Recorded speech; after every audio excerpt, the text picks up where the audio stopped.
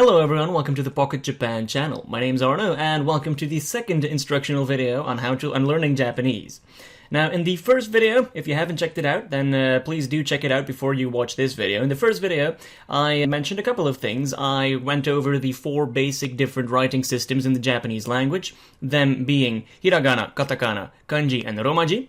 I also talked about what they look like. I talked about their usage, when they are used. For example, the hiragana are used for inflecting verbs and adjectives, etc. Now, in this video, I'm going to give a lot of attention to one of these 4 systems in particular. The system being the hiragana system. I'm going to go over the pronunciation. I'll explain a couple of crucial things about them, and then somewhere in the middle of the video, I'll actually show you how to write every single hiragana sign. I'll also make a separate video about some more peculiarities about the kana in general, and also how to write all the katakana, but that's for later. And now let's go over the pronunciation of the aforementioned hiragana system together. Okay, now you may actually remember that in the last video I said something about how every single sound both has a hiragana and a katakana equivalent. This means that every single sound can be written in both hiragana and katakana. Now that's completely true, so if you think logically, that means that there's an equal amount of symbols in both systems, they sound exactly the same, they just look different. That's pretty much the big difference when it comes to the appearance of both systems. Now let's go over the pronunciation of the hiragana symbols, shall we? Let's get down to business. So you have a, I, U, E, O, kakikuke ko, gangiguge go, sashisuse so, zajizuze zo, tachitsute to, dajizute do, naninune no, hahihuhe ho, babibube bo, papipupe po, ma-mi-mu-me mo, rarirure-ro, ya-yu-yo. And last but not least, you have wa, o, and n. Okay, now these are pretty much all the systems you're ever going to find in both hiragana and katakana. Now this means that you can now write pretty much 95% of all Japanese words. There are still some exceptions and some like diphthongs, like sounds that are molten together in order to form sounds like kyo instead of kyo, like it's actually melted together. So there's going to be a separate video about that. Don't think too much about that. But by now, once you know how to write and use these, you can probably write like 95% of all words in Japanese, so congratulations to you. If that's not a motivational speech, then I don't know what is. Okay, so let's put this to the test. Let's pick a couple of random words, and I'll quickly show you how you can write them in these kana systems. So you have the word Nagasaki, for example. Nagasaki is the famous city from the Second World War, by the way. That would be written in with 4 symbols, so you have na, ga, sa, and ki at the end. Now, the second word would be, well, why not pick the other city? Hiroshima. Hiroshima is written with Hiroshima. There are like thousands of other words, like for example, sekai, which means world. That would be sekai. Tanaka. That's a name that would be written with ta, na, ka. And I could go on forever pretty much, but my imagination doesn't go that far. Okay, so so much for that. Now you finally know how to pronounce all these symbols. It's actually not really that difficult. I mean, it really doesn't require too much strain on your tongue or anything like that. However, I do want to point out a couple of things that are quite important. So as you can see, it's pretty monotonous. It's like kakikuke ko, gangiguge go, but then the third one, so with the S sound, so you have sa, su, se, so, but in the I column, it's actually not si, so it's not sa, si, su, se, so, it's sa, shi, su, se, so. Somehow the Japanese pronounce it as shi instead of si. It doesn't really make sense in our head, but it does in theirs, so just get used to it. It is shi and not si. Then you have in the Z column, where everything starts with the letter Z. So you have za, zu, ze, zo. And instead of Z, it is ji. For example, in the word jikan. Jikan means time. That would be jikan. That's the word for time. But yeah, you don't have to know this yet. But yeah, it's definitely going to come in some lists in the future. Now, thirdly, you have the T column. You have a couple of exceptions. So you have ta, te, to. But in the I and the U column, you have, instead of T, you have chi. And instead of tu, you have tsu. It's simply the way the Japanese decided to pronounce these symbols. It doesn't concern me. So yeah, you have tachitsute to. Then, last but not least, well, almost last but not least, you have the D row, where everything starts with a d sound, that would be da, de, do. But again, in the e and the u column, so the second and the third column, you have, instead of d, you have g. It's actually the exact same pronunciation as g from the z column. And instead of du, you have z. Again, exactly the same pronunciation as the one from 2 rows before. Again, in the z one. So it's za, ji, zu, ze, zo, and da, ji, z, de, do again as well. So it's not really that difficult, I guess. However, the ones that are marked in a reddish color, they're actually not really that common in Japanese. They're like so the words in which these symbols are used are they can be counted on 2 hands, I think. So it really doesn't really occur that much. So the main one is the one from the Z column. So the one from the one with the G and the Z in the Z column. Now, so much for that. Now, there is one more thing I'd like to point out. Well, 2 more things, actually. So, in the H column, where everything starts with an H, you have ha, hi, he, ho. But in the U column, you don't have hu, you have hu. It's something between an F and an H. Yeah, you're gonna have to practice this on your own. I mean, I can't obviously help you, but it's not really that difficult. Just keep your mouth pretty much open. It's hu, hu. It's not h or something like that. It's hu.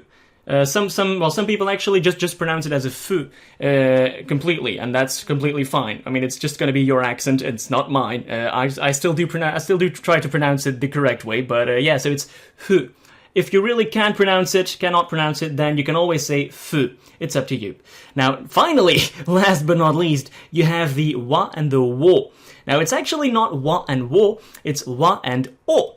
And o actually, so that means that the sound o can actually be written with both the one at the top and the one at the bottom. Now, there's not much I can do about that. It's simply the way it's pronounced. Now, the difference is that this o, the second one, so the one at the bottom, is only used as a particle o. But I'm still gonna have to make some videos about that because you don't even know what a particle is yet. Or if you do, congratulations to you. But I'm still gonna explain that later in a second video. So now I'm going to show you how to write down all these kana symbols individually. Now there's not much to be said during this, so I'd say just sit back and relax, and hopefully it'll be clear enough. If not, then you can always ask a question down below in the comments. I'd be happy to respond to them. Alright, enjoy!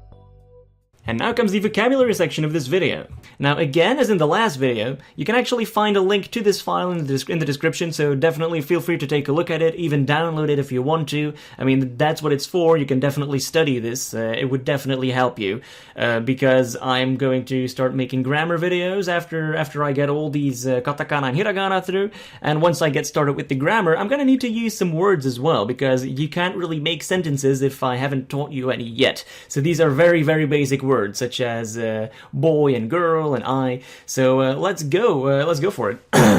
So you have some nouns and some verbs. I'm going to quickly go over them. It won't really take that long. So you have I, that would be watashi. Then you have you, that would be anata. Japanese, the language, would be nihongo. Person would be hito. Man would then be otoko no hito. So the hito from person actually comes back in otoko no hito. Woman would be onna no hito. And something similar happens with child. So child on its own would be ko, and boy would be otoko no ko, whereas girl would be, again, onna no ko. So you have otoko no hito for man, and otoko no ko for boy, and onna no hito for woman, and onna no ko for girl. It's quite logic. I mean, you may be able to deduce that otoko would stand for something like man, and onna would stand for something like woman or female. And you would be right if you were to think that. Alright, now the next word, some animals. A cat would be neko, dog would be inu, apple would be ringo, where would be doko, English would be ego. Now again, there is something to mention here. So you have the Japanese language, that's nihongo, and the English language is ego. They both end with go, so go has something to do with languages. Then you have some other languages as well. I mean, I may as well mention them, but you don't have to study them yet. Chinese would be chugoku go. Again, it ends with go. Dutch would be orando go. Again, it ends with a go. French would be furansu go. Again, it ends with go, so that's definitely something to note, I guess. Then some other words. Book would be hon. Movie would be eiga. And now we come to some verbs. So you have to go, iku, to speak, hanasu, to eat, taberu, to drink, nomu, to see, miru, to hear, kiku. Now these are the words that you should probably study as soon as possible. Alright, now I'm quickly going to wrap up this video. First off, you can find the vocabulary document in the description, the vocabulary which I just went over 2 minutes ago. You can also find a document with all the information about the hiragana and katakana, so feel free to study that in advance if you want to, but I'm definitely not forcing you. It's up to you whether you want to study that already or not, or whether you want to look into it. In that same document, you can also find a chart that I made of all the hiragana symbols, which you have to learn if you want to become a fluent Japanese speaker. You're gonna have to learn how to write. There's no way around it. I've already made a video, I've already kind of made a rant about that even. So yeah, that's what you can find in that document, so everyone please check it out, it's very important. I also explain bit by bit all the kind of peculiarities in terms of pronunciation and stuff that's kind of weird or not that logical. So definitely check out that second document. And then thirdly, I'll also upload a kind of like exercise thing. So I'll upload a list of Romaji words, so words written in our letter system, and you're free to translate that into hiragana if you want to. It's very easy words like Nagasaki, Nihongo, Sekai, etc., etc. Like, you should be able to write all these words once you finish with the hiragana. Now, thank you for watching. Hopefully you guys enjoyed this video. Hopefully it was of help. I'll definitely make a similar video for the katakana, and then another video for some last peculiarities and stuff, and the diphthongs, which I've already mentioned a couple of minutes ago. Thank you for watching, and goodbye! And if you're very motivated, and you don't think you're gonna leave anytime soon, then I'm gonna say the greetings. Yoroshiku onegai shimasu. Hopefully we'll get along. Okay, see ya.